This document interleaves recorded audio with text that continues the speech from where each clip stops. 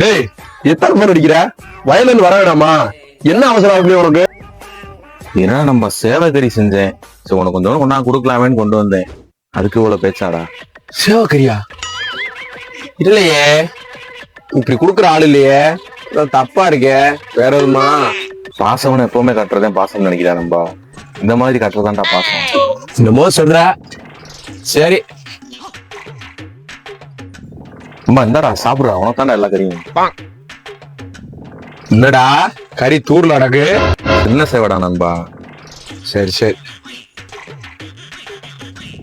நல்லா சமைச்சிருக்கா. என்ன உனக்கு? இல்ல நண்பா, நீ சாப்பிடு. நீ சாப்பிட்டாலும் நான் சாப்பிட்டு போறேன் நண்பா. சாப்பிடு. ஏது சேவை உனக்கு? இல்ல நண்பா, வீட்டு பக்கத்துல ஒரு சேவலை பிடிச்சேன். அந்த சேவை கோயிலுக்கு நேர்ந்து விட்டு சேவலாம். கோவில் எதுக்கு சேவா?